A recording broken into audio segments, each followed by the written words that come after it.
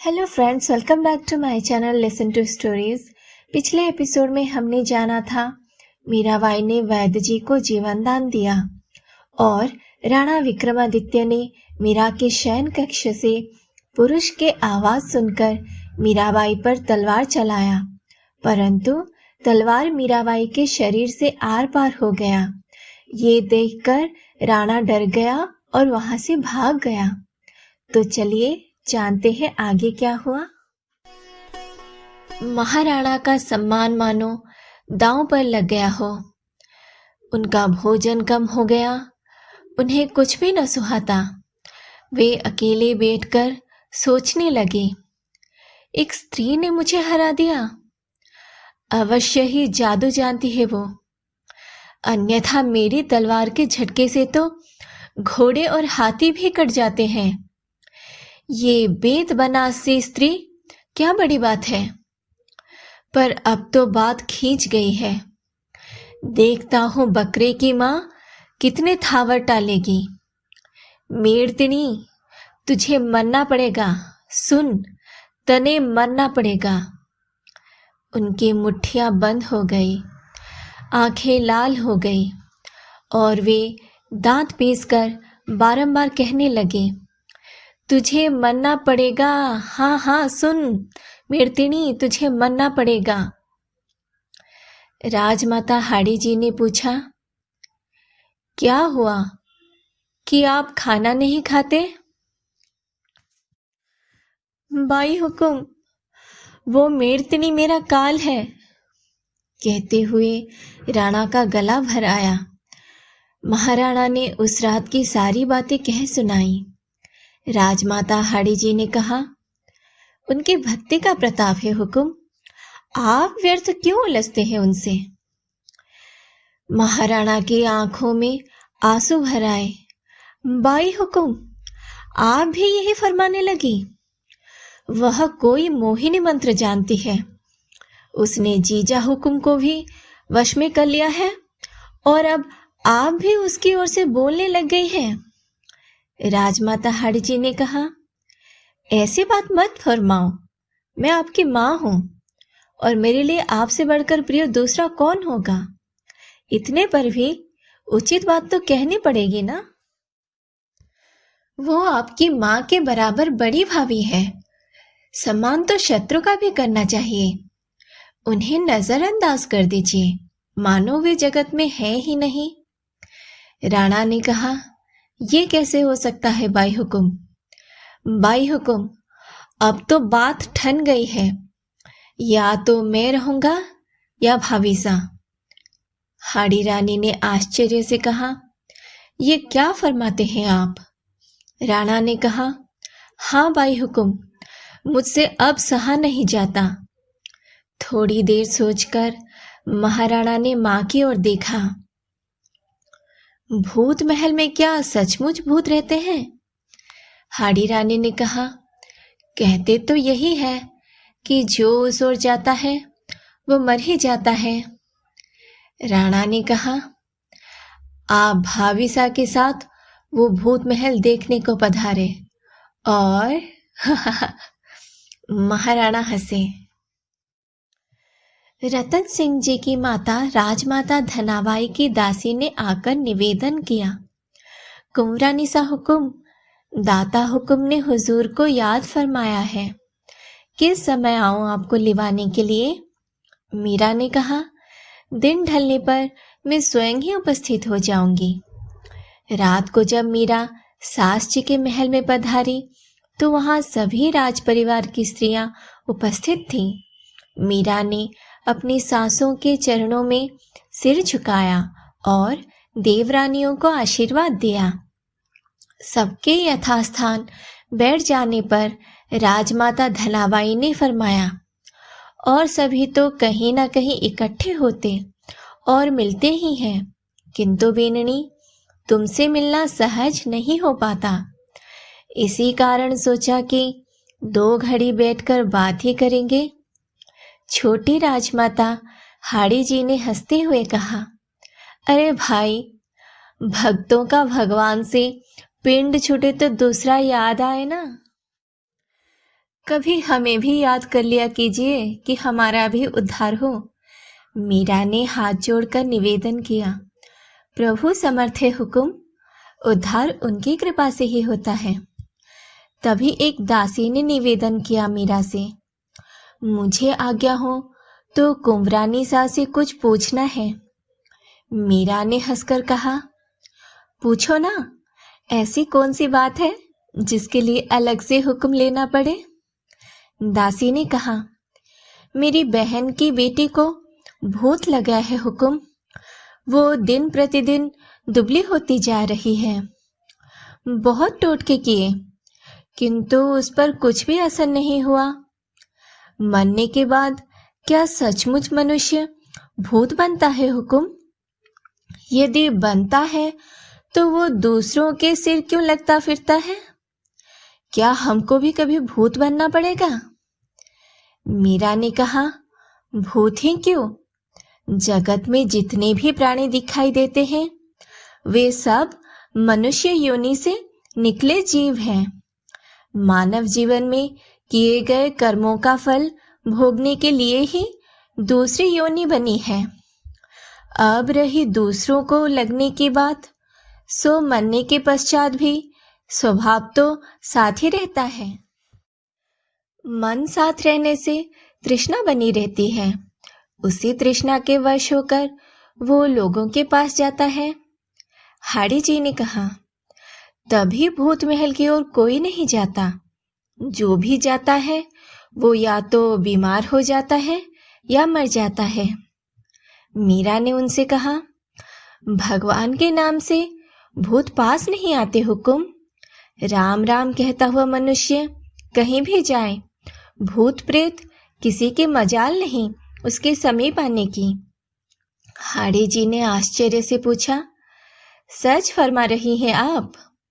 मीरा ने कहा, इसमें आश्चर्य की क्या बात है हुकुम? भगवान का नाम लेकर तो मनुष्य भव सागर पार कर लेते हैं। भूत बेचारा किस खेत की मूली है। हाड़ी जी ने कहा, संतों की बातें तो आप ही जानती होंगी, हमें तो आप एक बार भूत महल ही दिखा दीजिए। सुना है कि बहुत सुंदर बना है। आपके साथ रहेंगी तो भूत हमें भी कुछ नहीं कर पाएंगी। मीरा ने कहा, जब आप फरमाइए, मैं तो प्रस्तुत हूँ। हाड़ी जी ने कहा, अभी चले? फिर तो कौन जाने कब ऐसा अवसर मिले कि आपकी भक्ति के पट खुले। जब भी किसी से पूछती हूँ यही उत्तर मिलता है कि कुंवरानिसा को तो चेत ही नहीं है। दासियों की ओर देखकर हाड़ी रानी ने कहा, तुम मशाले तैयार करो, जाओ। मीरा ने अपनी दासियों की ओर देखकर कहा, तुम जाओ, प्रातः के उत्सव की प्रस्तुति करनी है।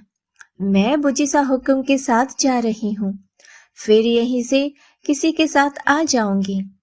मंगला ने कांपते कंठ से कहा, इन दोनों को भेज दीजिए, मैं आपके साथ ही रहूंगी बाईसा हुकुम। मीरा ने उसे समझाया, नहीं मंगला, तू भी जा। हाड़ी जी ने मंगला से कहा, हाँ मंगला, जा, तू यहाँ क्या करेगी? कुछ काम हुआ भी तो ये 4-5 गाड़ियां भर जाए, इतनी खड़ी हैं यहाँ।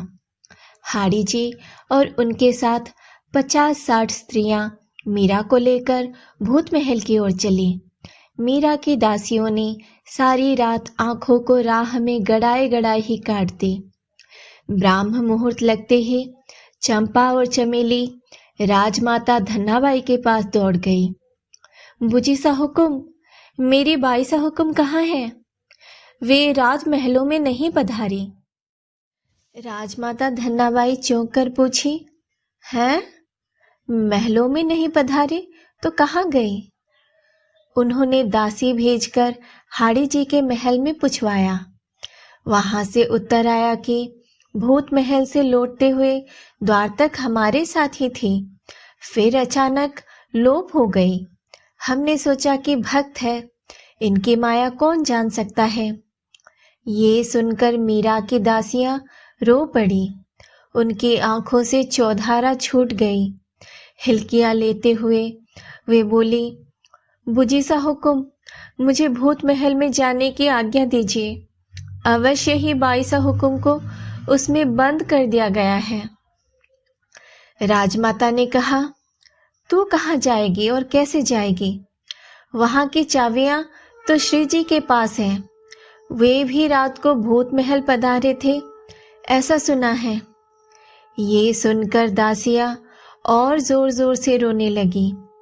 रोते हुए जहर देने और तलवार से मारने की सारी बात कह सुनाई।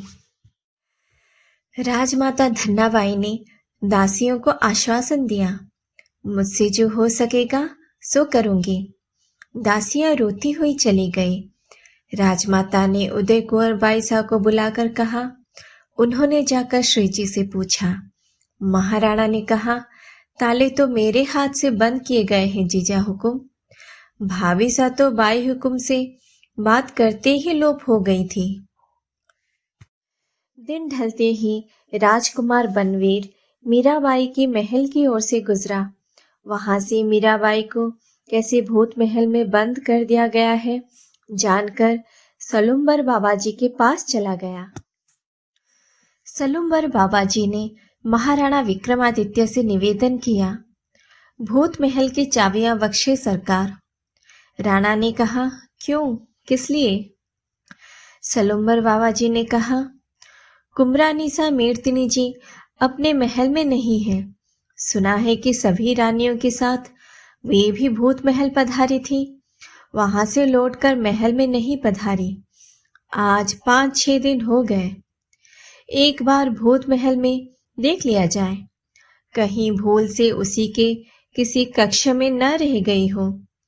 सुना है कि 4-5 दिन पहले भूत महल के पिछवाड़े से होकर एक गायरी अपनी खोई हुई भेड़ ढूंढने निकला तो उसे भूत महल से गीत के स्वर सुनाई दिए। राणा ने कहा, भाभी साहब महलों में नहीं है। ये बात तो किसी ने मुझसे नहीं कही। और आपको उतनी दूर कौन अर्ज करने दौड़ आया? सलुम्बर बाबा जी ने कहा, कौन आया और कौन नहीं आया ये विवाद कुछ समय पश्चात भी हो सकता है सरकार। आपके सामने छोटी मोटी बात निवेदन करने की छाती है किसकी?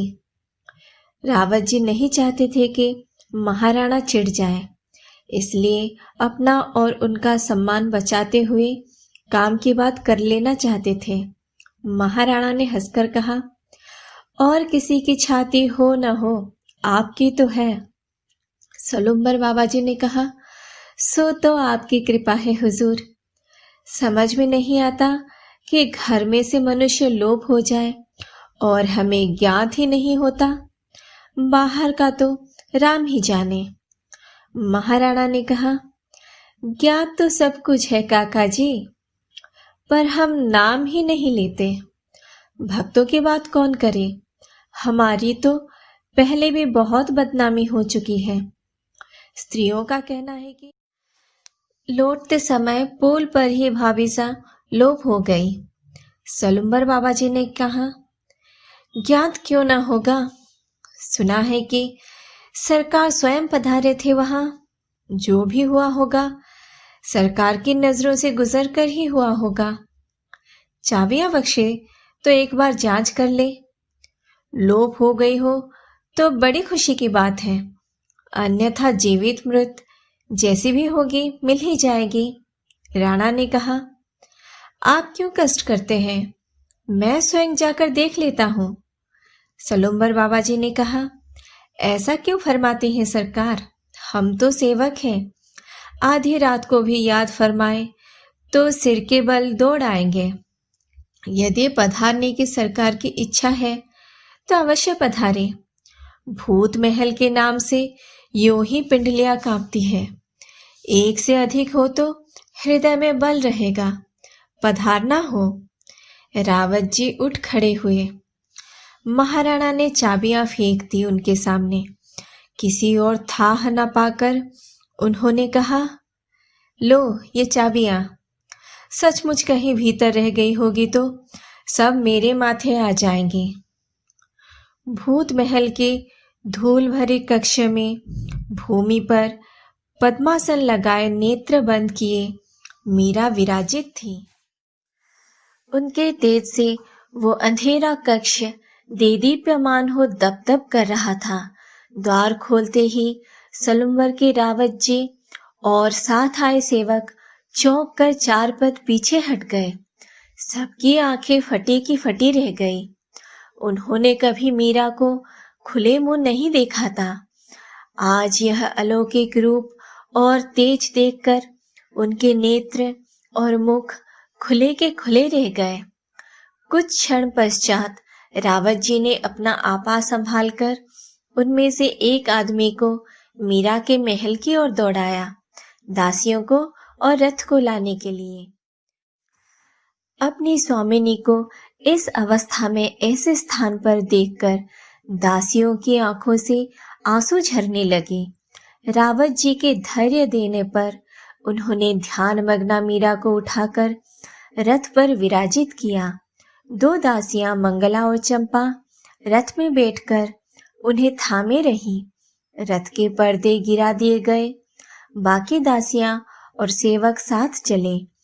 एकाएक रावत जी के कंठ से स्वर फूटा, कुंवरानी सा की जय, भक्त शिरोमणि मीर्तिणी जी की जय। जय ध्वनि से अचकचाकर महाराणा अपनी तलवार की मूठ पर हाथ रखकर उठ खड़े हुए। इन्हीं दिनों समाचार मिला कि बहादुर शाह गुजराती चित्तौड़ पर चढ़ाई करने के लिए चला आ रहा है। जिन पहलवानों पर महाराणा विक्रमादित्य को नाज था, वे भयभीत होकर इधर उधर छिपने लगे। गुजराती फौज ने चित्तौड़गढ़ को घेरकर वैरव पोल पर कब्जा कर लिया। आश्चर्य यही है कि ये किले के ऊपर नहीं पहुंचे। ऊपर सेना तो थी ही नहीं, केवल पहलवान और सेवक थे। वे अपने प्राणों के भय से बंदूकें चला रहे थे। कहते हैं कि टूटी कमान दोनों ओर से डराती है। राजमाता हाड़ी जी ने हुमायूं से सहायता के लिए राखी भेजी। हुमायूं सहायता के लिए सेना लेकर चला भी, किंतु ग्वालियर तक पहुंचते पहुंचते उसे बहादुर शाह का पत्र मिला। मैं जिहाद पर हूँ, तुम विक्रमादित्य की मदद करोगे तो खुदा को क्या जवाब दोगे। इस पत्र को पढ़कर हुमायूं दुविधा में पड़ गया और वो ग्वालियर में ठहर गया। अब राजमाता हाड़ी जी के पास संधि के अतिरिक्त कोई उपाय नहीं रहा। इस हार के पश्चात महाराणा विक्रमादित्य के चाल चलन में सुधार आने की कुछ आशा लोगों के मन में हुई, किंतु इनका स्वभाव जैसा था वैसा ही रहा। ये न किसी का विश्वास करते और न किसी का सम्मान। रात दिन चाटुकारों से ही घिरे रहते। गोमती दौड़ी आई, बाईसा हुकुम, बाईसा हुकुम। उसकी आंखों में भय और छाती में सांस समा नहीं पा रही थी। व्याकुल दृष्टि से स्वामिनी की ओर देखकर उसने बाहर की ओर हाथ से संकेत किया। बाईसा हुकुम, सिंह। उसके बोल उसके मुंह में ही रह गए। कक्ष के द्वार पर युवा सिंह खड़ा था। उसे देखकर गोमती दो पग मीरा की ओर बढ़ गई। उसी समय चंपा दौड़कर द्वार बंद करने लगी। दृढ़ स्वर में मीरा ने कहा, ठहर चंपा, दरवाजा खोल दे। चंपा रो पड़ी, बाईसा हुकुम, द्वार पर प्रत्यक्ष काल खड़ा है। अभी 4 दिन पहले ही तो जंगल से पकड़ा गया है। मीरा ने कहा, इसी काल के समीप से होकर तो तू अभी भीतर आई है। द्वार खोल। आज तो नृसिंह पधारे हैं। जा तो पूजा सामग्री ला। पूजा की थाली हाथ में लेकर मीरा ने पुकारा, पधारो प्रभु। आज तो दासी पर असीम कृपा की, बड़ी कृपा की प्रभु। कहते कहते गला भर आया उनका, जैसे वनराज उन्हीं की इजाजत की प्रतीक्षा कर रहे हो। देहरी लांघ कर वे निश्चिंत भाव से कक्ष में पधारे। ऊपर उठी पूंछ उन पर चंवर कर रही थी। जीभ से होठ चाट कर एक लंबी उबासी ली और शांत खड़े हो गए। स्वामिनी को निर्भय देखकर दासियों ने भी थोड़ा धीरज थमा। वे आरती, भोगमाला, तांबूल, धूप, दीप, फूल आदि शीघ्रतापूर्वक स्वामिनी के पास रखने लगी। मीरा ने तिलक करने को हाथ उठाया तो वनराज ने मस्तक झुका दिया। माला पहना करके उन्होंने आरती की और दूध, मलाई, मिठाई का भोग लगाया। सिंह ने मिठाई खाकर जीभ से लपर लपर दूध पिया। मीरा के साथ सभी दासियों ने धरती पर मस्तक धरकर प्रणाम किया।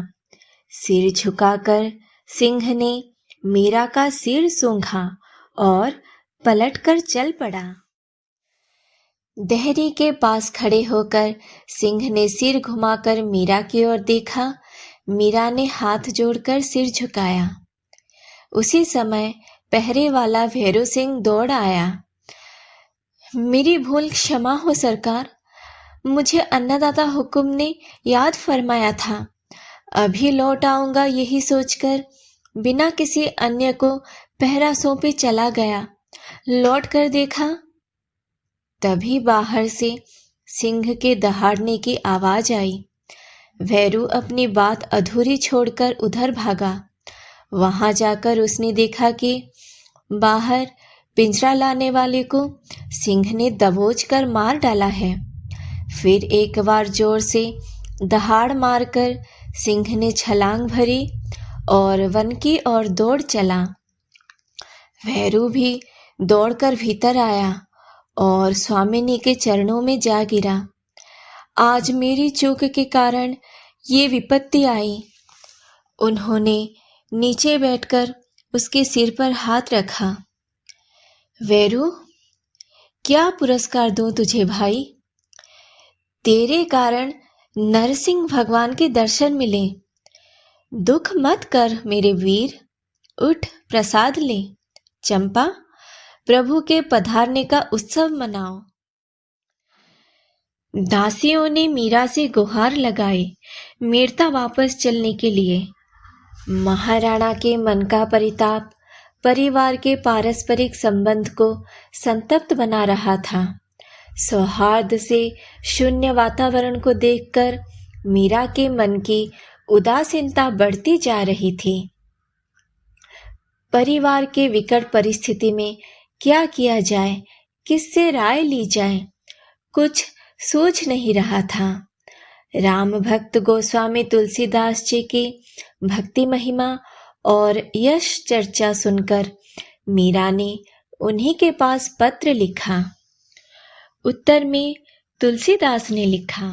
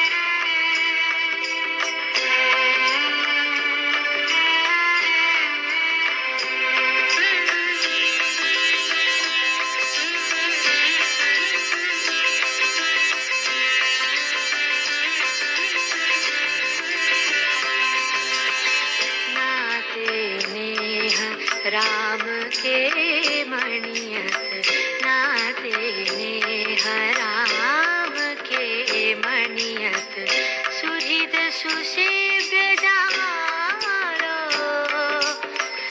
अंजन कहाँ आँखि जही फूटे बहुत कहो कहारो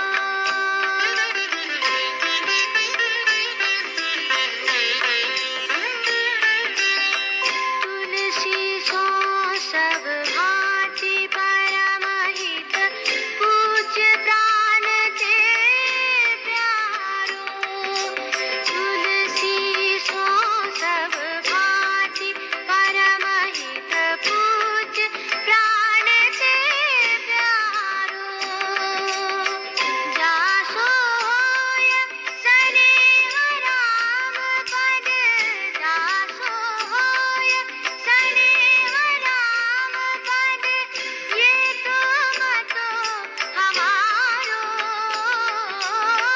ये तो मतो हमारो जाके प्रियन राम वेदे जाके प्रियन राम वेदे सो छाड़िए कोटि बैरी सम सो छाड़िए कोटि बैरी सम यद्यपि परम स्नेही यद्यपि परम स्नेही जाके प्रियन राम वेदे जाके प्रियन राम वेदे जाके प्रियन राम वेदे। तुलसीदास जी का पत्र पढ़कर मीरा का रोम रोम पुलकित हो उठा। मीरा ने वीरमदेव जी को पत्र लिखा। वीरमदेव जी ने कुंवर जयमल जी से कहा, मीरा का पत्र आया है आज। जयमल जी ने पूछा, क्या हुआ? दीवान जी ने फिर कोई अनिति की है क्या? यदि आज्ञा हो तो जीजा हुकुम को सदा के लिए यही ले आए। अब वहां कौन है जिसके पीछे जीजा दुख उठाए? वीरमदेव जी ने जयमल को आज्ञा दी, तुम मीरा को लाने का प्रबंध करो। बिचले भंवर मुकुंददास और उनकी बीननी की भी विदाई की तैयारी करो। उनके साथ प्रताप सिंह को सेना लेकर भेजो। बीननी भी अपने पीहर वालों से मिल लेगी और प्रताप सिंह ननिहाल की लाड़ पालेगा। श्याम कुंवर वाइसा मीरा को देखते ही चरणों में जा पड़ी। बड़ा हुकुम। देवर की बेटी को वक्ष से लगाकर दुलार करती हुई मीरा हंसकर बोली, अरे ये क्या, बड़ी हो गई मेरी लाडल पूत। कहो ससुराल कैसा लगा? कोई कष्ट तो नहीं? श्याम कुंवर वाइसा ने कहा, ये ससुराल विधाता से किसने मांगा?